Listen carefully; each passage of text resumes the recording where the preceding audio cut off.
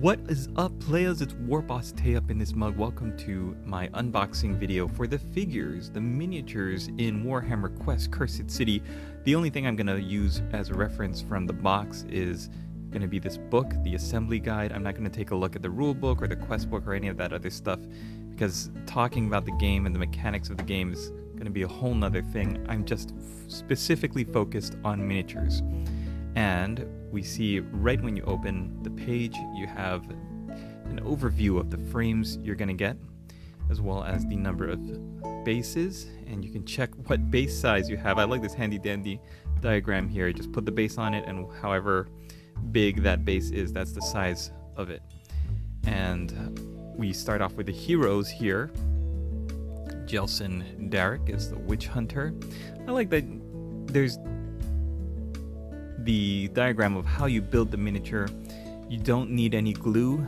I think one of the things that's interesting about this box is it's very much pushing that you can just snap fit these miniatures together and the models are ready to go.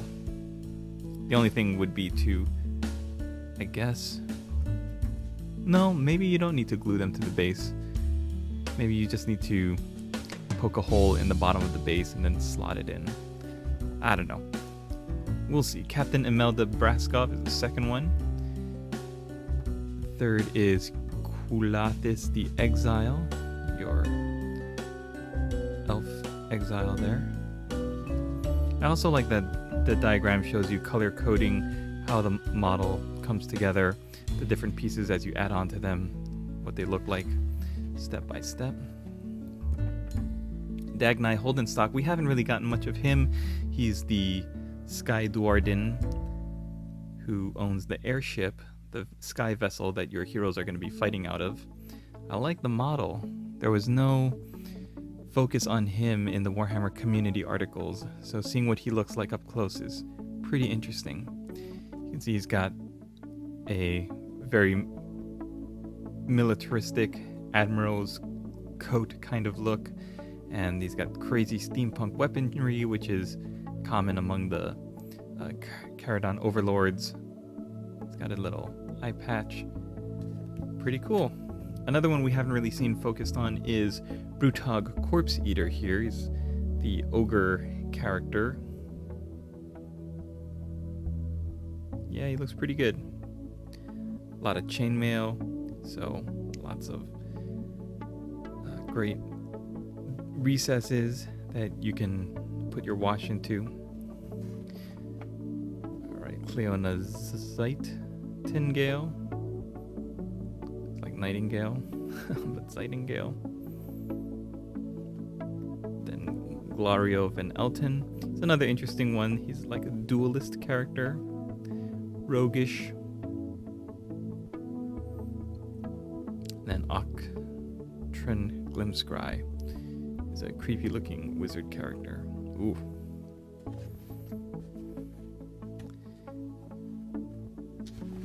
Now we're taking a look at the villains. You have Radukar the Wolf. Looks pretty simple to put together. Torgilius the Chamberlain. I really do like this guy's figure. The stockades that are built into him. Watch Captain Hallgrim.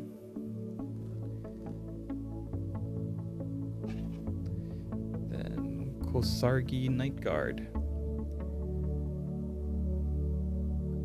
They look like just undead Kislevite ogres. I like that you get two of them, different poses, one just standing there holding the axe, another one kind of leaning over, shambling forward, holding the axe there. Virkos Bloodborne. These are the vampires that are starting to turn more feral. I do like that.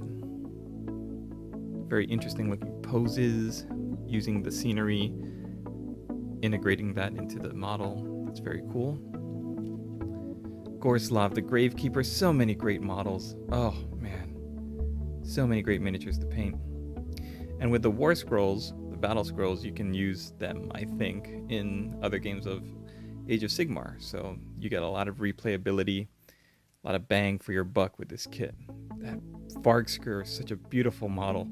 It's the largest one too. It's going to be on the 50mm base.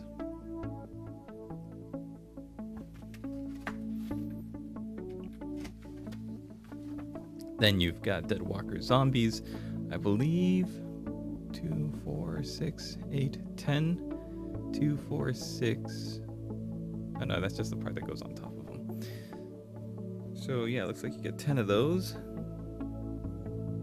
And it looks like the way you build them is their body, and then it looks like their torso and their head and their arms are attached to the top piece over there that goes on top. So it looks like you can mix and match them maybe. It's interesting. Yeah, you can have some fun creativity. Then the Ulfenwatch, which are the skeletons. Yeah, it looks like, again, you can mix and match the torsos.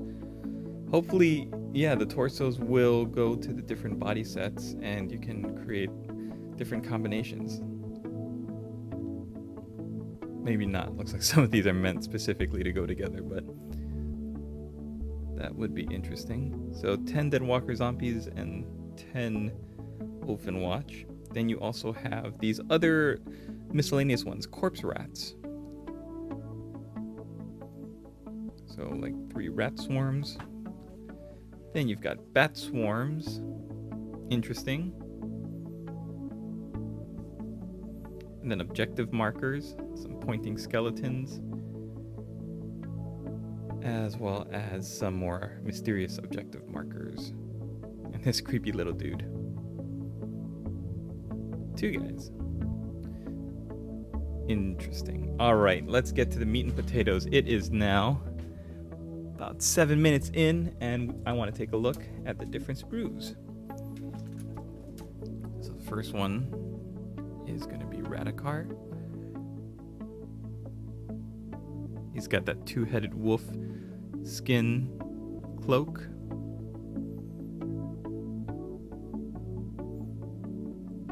Yeah, I'm gonna have to build these guys up and do an actual video of how they all look put together, because some of them that we saw in the Warhammer community articles, I just don't know how they're gonna look. They might be underwhelming. Like this guy Radukar is supposed to be your big bad, and he just doesn't look that interesting to me. All right, in this one we've got the ogre, the corpse eater. Yeah, look at this detail on the chainmail. Really great stuff. All those individual links, really beautiful.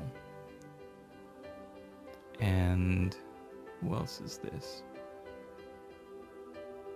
It's the Sky Captain in the World of Tomorrow. I like his spike mace. It's not something you see too often. Look at the detail on his backpack.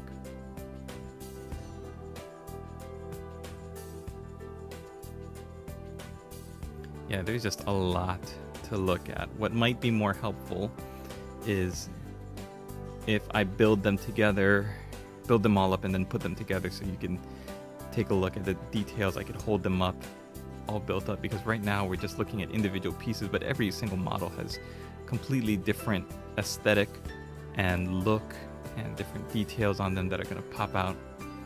Right now we can kind of tell what these models are and what they're supposed to be, but having an actual group of figures that I could pick one up at a time to show you, okay, here's this character and that character, we could take a look at the detail together. That might be a better use of our time.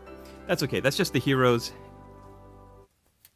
Let's really quickly take a look at the villains. Yeah, there's so much going on. This looks like Torgilius, the stocks. With his, yeah, crow and the rat. This looks like Gorslav the Gravekeeper. There is just a lot going on here. You've got your undead ogres. It's interesting how Games Workshop is doing it now, where they'll have the face, an arm, the front of the torso a little bit, and then that goes on to the main body. Look at that spade. Oh, such a great model. Really reminds me of Pyramid Head from Silent Hill. That safari skier. Oh, it's gonna be so much fun to paint. It's kind of mishmash between a werewolf and a vampire bat. Ooh. Beautiful stuff. Then you've got your semi-feral vampires that are already turning. I like that they're jumping off of scenery, like actual scenery, not just crumbled masonry on the ground, but these look like actual pillars, a little bit of chain, and the detail on them looks really great. So this is going to be fun, putting all of these together. I love this little guy, this little winged demon holding the book or whatever that is. And you got some rat swarms up there, different mysterious objectives, and then the Dead Walker zombies and the Ulfenwatch.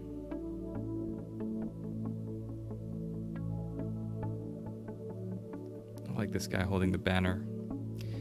So I'm guessing you can probably use the Ulfenwatch guys in your Soulblight Gravelord's army. I guess all of these guys, right? The bat swarms, the rats, the Dead Walker zombies, as well as the Ulfenwatch. Probably be your standard skeleton figures. So when that comes out, that's going to be a lot of interesting models that are coming along with them. And man, I can't wait to build them up and paint them all together. So this looks like it might just be a duplicate frame. Possibly. Yeah, everything looks pretty similar. Oh wait, no, it might be a duplicate frame because here's another banner guy. So, all right, what an amazing amount of figures. I think I read on the box that you're getting 60 miniatures for 199 American means you're paying something like $3-4 a miniature, and I think that's such a great deal. Cannot wait to put them all together and build them up. I'm going to be spending the rest of the night clipping them out, building them up, letting you know how they come together. And my plan is for the next week to pump out the tutorials, because I'm finding a lot of videos of people unboxing their Cursed City, showing off the rules and the miniatures, but not many people have put up how to paint videos yet. So if you're interested in learning how to paint these models to get a similar look to the box cover and these pictures here, I'm going to try to replicate them as much as possible, but to make them easy to paint, not have to spend too much time on the technique. And I hope you guys enjoy it. Thanks for watching this video, you guys.